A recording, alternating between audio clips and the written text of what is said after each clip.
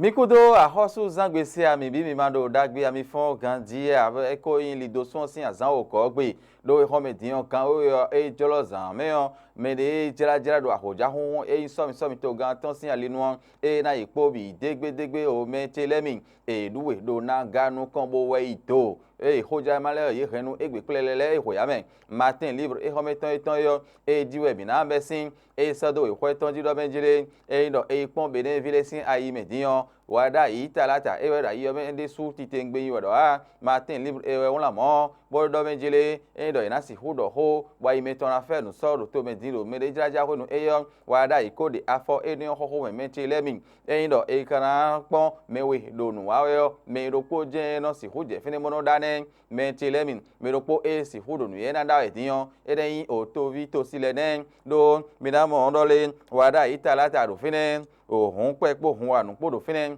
hun to wi to sele je yin mi ropo e na si huda e me wele me diro so mi o sin o ye kan me gbegbe na iso ma dogba e yo me to vi le so da jo yo e we mi na tun do menjile e hode o kakaka e yo le to vi le dagbon e yo e jen ko do me mentile matin libre e we do ho e ni o egbe do azan gudogudo ton e hometon e me de jira so mi no po ni sin ye camion matin libre do menjile e do hode dion e dan do to wi to sele e gbe po men bobina si se do kan yo ho dion be sin so ye na ho yo me de jira e ipo bi degbe ne ma o tun wan hon matin libre do po e mo no menjile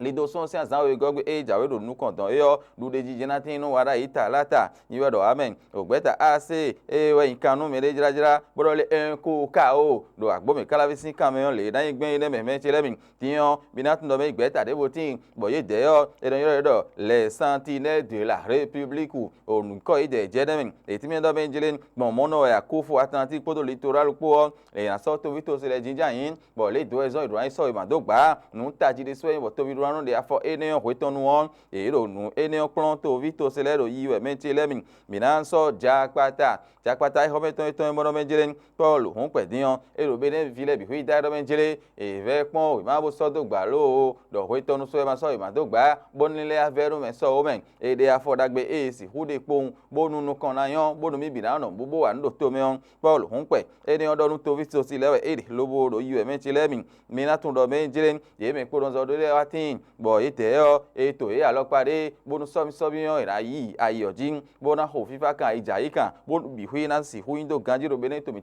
fi yo jakpata ro e wazo eniyan me mentile mi Paul hun pe dion mi na to do menjire ye me e ro to gudo don le ro taji yo Paris sin to me don le mi na ho du gan azo e do mi na wa teme le yo e we ide so gbogbo ija ton ro to gudo ro Paris to me don bo jakpata si bo so do e kweton jin mi na to first info e wa egbe eti me ko do menjire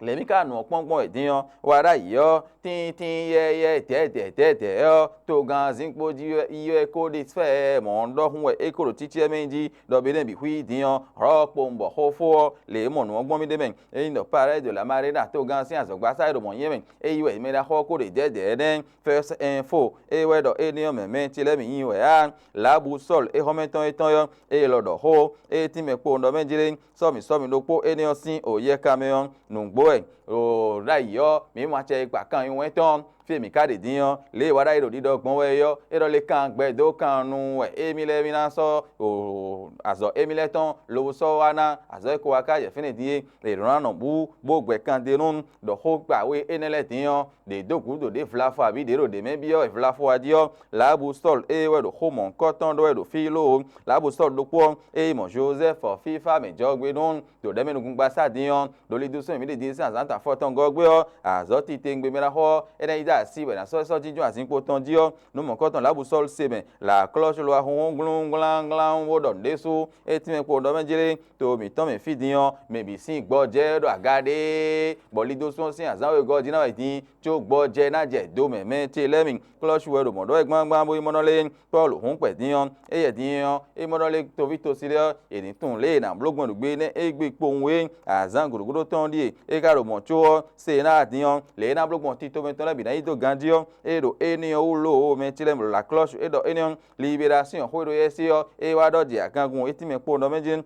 nugboe meton we do we zunji lo poro lesin ahwa medion me gegetin bo ikan do kan ji men bo esc bo soro we kweton ni se for di do ni so glo e lo mo e do gbe hwan de di sero to vito sele bo di do po ndo menjire e ma wa we o me do po na blo po be ne kan kun we e den wara itara tagbe yo gbe po na me chile mi ne o diyan libération e do hopo mbo hofo me chile mi libération mi na jodo bana so ho jai man de vodo fi mi na so l'informateur e ye wa tí me po do me jire nugbo me khoso ni no po do to vito si po e Paul hon pe go de dindo me de jira ja sin ye ka me po l'informateur e so do agade le mi ka no pongbon e po din yo e do e wada yo nu kan e je bodo me yin mi le ni je godo ti yo tito me yo din ye me ro tito ro godo tan le yo e wa do po so me no din ro gadi e de su ti tengbe bodo godo tan ye me ro tito ro godo tan e din le yo e so wa ro wi ho ye de bo wa o l'informateur e do e ni o me ti le mi